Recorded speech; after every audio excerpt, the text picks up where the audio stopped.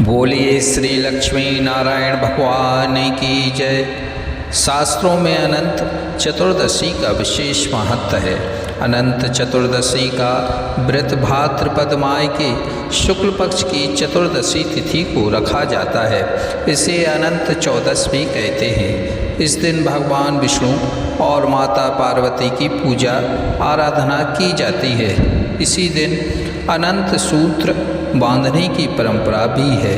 अनंत चतुर्दशी के दिन पूजा करते समय व्रत कथा पढ़ने से अनंत फलों की प्राप्ति होती है। हर घर में सुख शांति का आगमन होता है। आइए श्री हरि विष्णु भगवान का ध्यान करते हुए अनंत चतुर्दशी की कथा को सुनते हैं। प्राचीन काल में सुमंत नाम का एक नेक तपस्वी ब्राह्मण था। उसकी पत्नी का नाम दीक्षा था। उसकी एक परम सुंदरी धर्मपरायण कन्या थी जिसका नाम सुशीला था। सुशीला जब बड़ी हुई तो उसकी माता दीक्षा की मृत्यु हो गई। पत्नी के मरने के बाद सुमंत ने करकसा नामक स्त्री से दूसरा विवाह कर लिया। सुशीला का विवाह ब्राह्मण सुमंत ने कौंडिन्य ऋषि के साथ कर दिया। विदाई में कुछ देने की बात पर करकसा ने दामाद को कुछ ईंट और पत्थरों के टुकड़े बांधकर दे दिए। कौंडिन्य ऋषि दुखी हुए और अपनी पत्नी को लेकर अपने आश्रम की ओर चल दिए।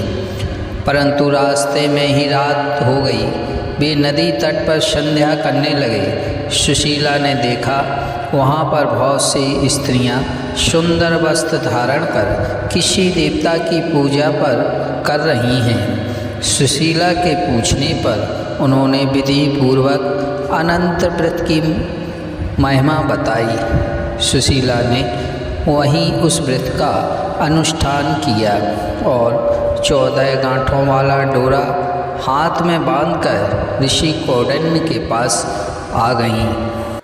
कौंडिन्य ने सुशीला से डोरे के बारे में पूछा तो उसने सारी बात बता दी। उन्होंने डोरे को तोड़कर अग्नि में डाल दिया। इससे भगवान अनंत जी का अपमान हुआ। परिणाम स्वरूप ऋषि कौंडिन्य दुखी रहने लगे। उनकी सारी संपत्ति नष्ट हो गई। इस दरिद्रता का उन्होंने अपनी पत्नी से कारण पूछा तो सुशीला ने अनंत भगवान का डोरा जलाने की बात कही। पश्चाताप करते हुए ऋषि कौंडिन्य अनंत डोरी की प्राप्ति के लिए वन में चले गए। वन में कई दिनों तक भटकते भटकते निराश होकर एक दिन भूमि पर गिर पड़े।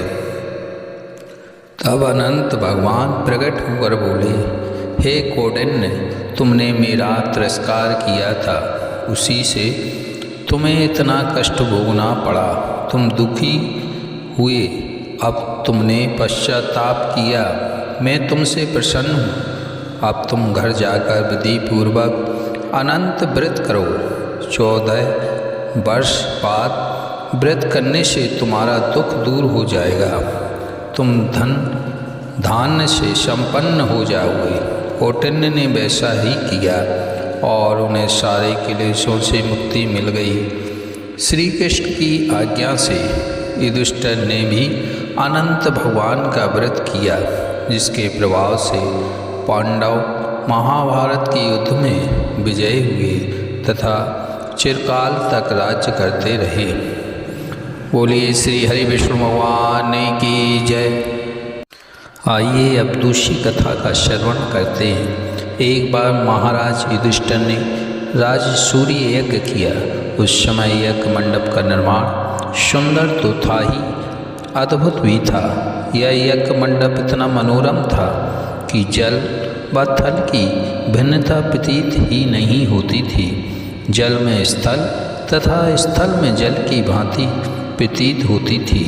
बहुत सावधानी करने पर भी बहुत से व्यक्ति उस अद्भुत मंडप में धोखा खा चुके थे। एक बार कहीं टहलते टहलते दुर्योधन भी उस यज्ञ मंडप में आ गया और एक तालाब को स्थल समझ उसमें गिर गया। द्रौपदी ने यह देखकर अंधों की संतान अंधी कहकर उनका उपवास किया। इससे दुर्योधन चिढ़ गया। यह बात उसके हृदय में बाण समान लगी। उसके मन में द्वेष उत्पन्न हो गया। उसने पांडवों से बदला लेने की ठान ली। उसके मस्तिष्क में उस अपमान का बदला लेने के लिए विचार उपजने लगे। उससे बदला लेने के लिए पांडवों को द्रुत कीड़ा में हराकर उस अपमान का बदला लेने की सोची।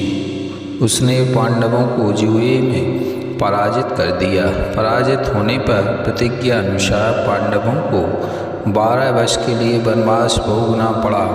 वन में रहते हुए पांडव अनेक कष्ट सहते रहे। एक दिन भगवान कृष्ण जब मिलने आए तब युधिष्ठिर ने उनसे अपना दुख कहा और दुख दूर करने का उपाय पूछा। तब श्री कृष्ण ने कहा, हे युधिष्ठिर, तुम विधि पूर्वक अनंत भगवान का व्रत करो।